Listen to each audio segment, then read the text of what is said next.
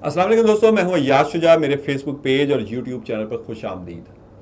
दोस्तों, तीन बड़ी खबरें आपको देने जा रहा हूं। पहली खबर कि कौमी असम्बली तोड़ने के नवाज शरीफ ने हुक्म जारी कर दिया है, कब तोड़ी जाएगी।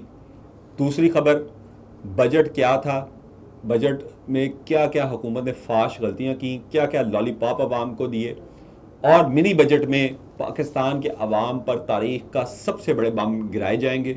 और ये महंगाई की शरह जो है, ये माशी माहिरीन कह रहे हैं कि ये 43 से 50% तक चली जाएगी, इसके हवाले से।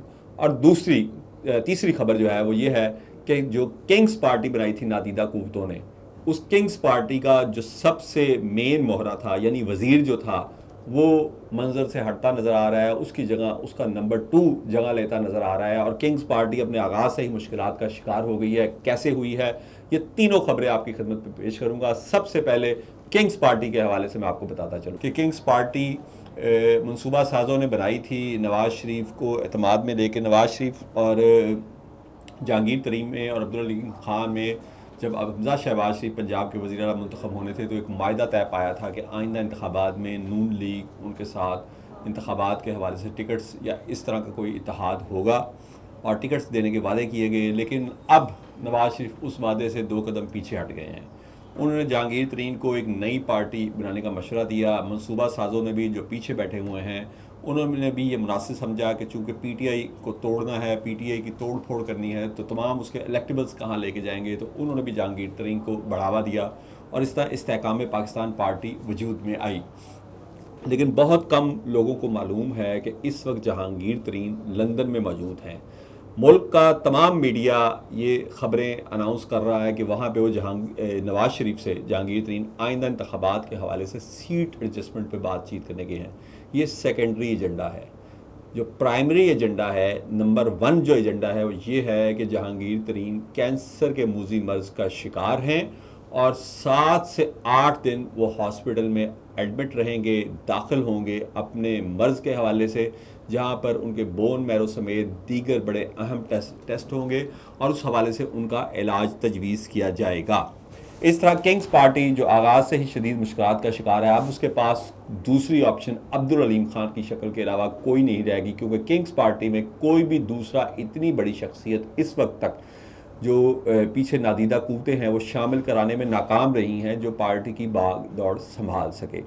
तो इसका मतलब यह है कि अगर जहांगीर तरीन की अलालत में, यानी कैंसर से उनकी अलालत में इजाफा होता है, तो फिर अब्दुल अलीम खान एक कदम आगे आकर इस पार्टी की भाग दौड़ संभालेंगे।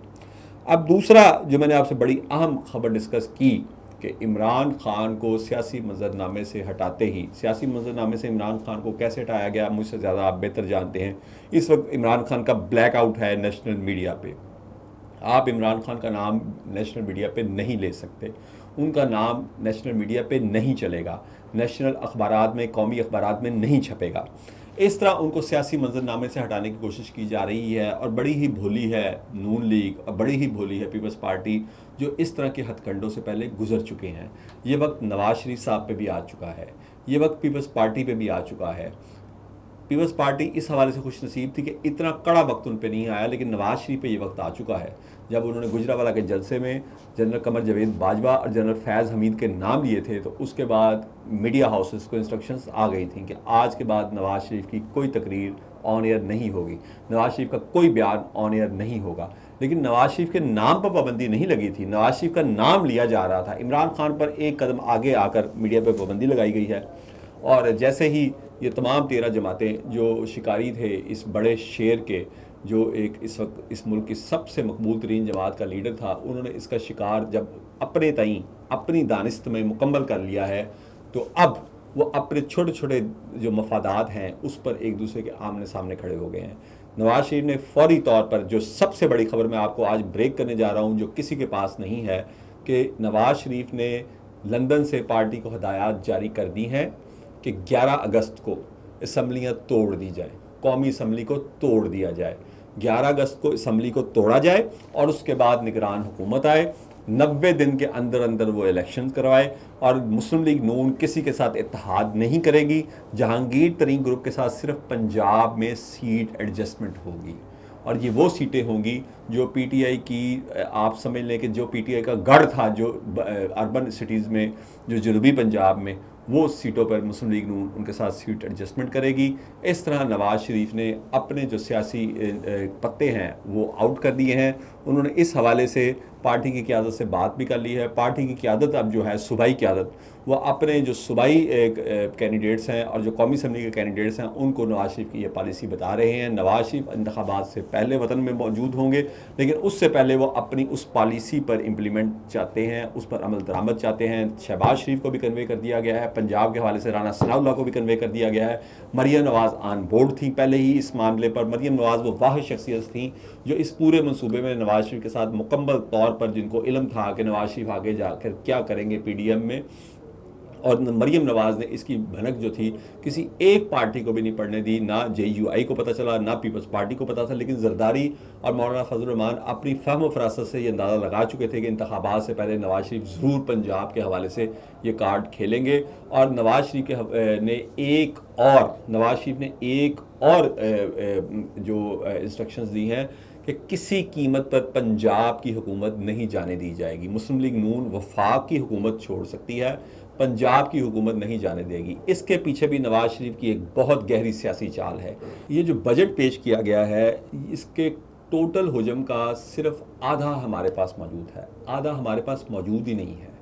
पीएमएलएन एक बहुत गहरी चाल खेल गई है कि आइंदा अगर पीएमएलएन वफाकी हुकूमत में आती है तो आप सोच नहीं सकते कितने होशरुबा टैक्सेस लगेंगे थ्रू मिनी बजट।